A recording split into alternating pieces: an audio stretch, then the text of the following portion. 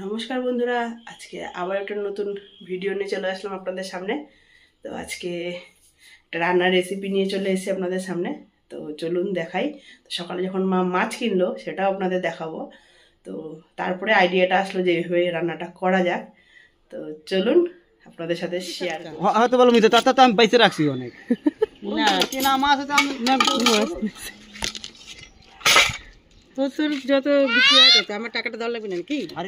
তো আজকে সকালে যখন মা মাছ নিল তখনই মনে হলো যে ছোটো মাছের কিছু একটা করা যাক। তো চলে গেলাম যে পাশে পিসির বাড়িতে একটুখানি লাউ পাতা আনতে। পিসিকে বললাম, পিসি দাও তো একটুখানি লাউয়ের পাতা।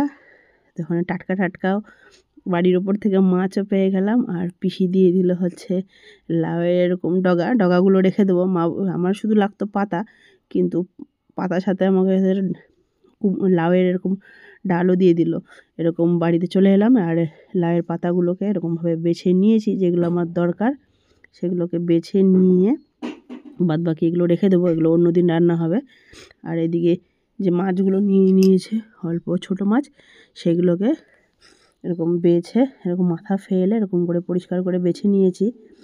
আর এরপরে এর মধ্যে দিয়ে দিচ্ছি লবণ আর দিয়ে দেবো হচ্ছে হলুদ, দিয়ে মাছটাকে ভালো করে মাখিয়ে কিছুক্ষণ রেখে দেবো। মাছ লবণ আর হলুদটা আগে একটু দিয়ে রাখলে আর কি ভালো হয়, লবণের মধ্যে মাছটাও তাড়াতাড়ি ঢুকে যাবে, ভালোই হবে আর খেতেও টেস্ট লাগবে। কারণ সাথে সাথে দিলে মাছের অতটা কিন্তু লবণটা ঢোকে না। আর এদিকে পাতাগুলো যে বেছে রেখেছিলাম এগুলোকে ভালো করে পরিষ্কার করে কয়েকবার ধুয়ে, লাউয়ের পাতাগুলো কিন্তু পরিষ্কার, কিন্তু ভালো মতো না ধুলে তবু কিচকিচ করে, ওই জন্য ভালো করে কয়েকবার জলে ধুয়ে নিলাম, ফ্রেশ করে নিলাম। আর এদিকে কেটে নিয়েছি আলু, পেঁয়াজ, আদা, রসুন ওইদিকে, আর নিয়ে নিয়েছি লঙ্কা। এবার এই আদা, রসুন আর লঙ্কাটাকে একটা ভালো পেস্ট বানিয়ে নেবো একসাথে। আর আলুটা আমার একটুখানি কাটাটা বেশি হয়ে গেছে, তখন অন্য একটা কাজের জন্য রেখেছিলাম। তো যাই হোক, কাটা হয়ে গেছে, একটু বেশিই হবে, আলু মাছ কম। তো এদিকে পেস্টটা করে নিয়ে এসেছি। এবার পুরো প্রিপারেশনটা ধীরে ধীরে এখন রেডি করব। সব মোটামুটি গুছিয়ে নিয়েছি হাতের সামনে।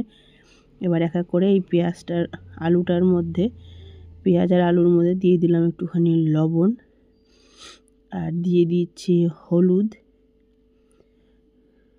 আর দিয়ে দেবো হচ্ছে ধনের গুঁড়ো। তো আমাদের বাটা মশলা একটু কমই ব্যবহার করা হয়, বেশিরভাগ শুকনো মশলা ব্যবহার করা হয় প্যাকেটে আর কি, তাড়াতাড়ি করার জন্য। বাটা মশলার টেস্টই আলাদা জানি, তবু আর কি করব, শর্টকাটে একা বাচ্চা কাচ্চা সামলে যেহেতু করতে হয়, ওই জন্য শর্টকাটেই করি। আর এদিকে আদা রসুনের যে পেঁয়াজটা সেটা দিয়ে দিলাম, আর এদিকে দিয়ে দেওয়া হচ্ছে জিরের গুঁড়ো দিয়ে, আর হচ্ছে এদিকে কাঁচা সর্ষের তেল একটু বেশি করে দিয়ে এবার পুরো ভালো করে এই আলু আর পেঁয়াজটাকে মাখিয়ে নিচ্ছি পুরো মশলার সাথে। আর একটুখানি ভালো করে না মাখালে হবে না, কারণ হাত দিয়ে মাখিয়ে নিচ্ছে, হাত দিয়ে মাখালে কিন্তু ভালো করে একদম মাখানো হয়ে যাবে।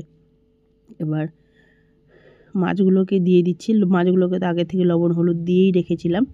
এরপর মাছগুলোকে দিয়ে মাছগুলো সমেত পুরো মিশ্রণটাকে ভালো করে মাখিয়ে নিচ্ছি।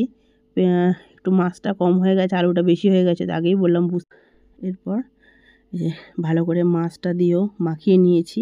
এরপরে এই যে লাউ পাতাগুলোর মধ্যে দিয়ে মাছের চচ্চড়িগুলোকে মানে মাখাটা আর কি দিয়ে মুড়িয়ে নেব।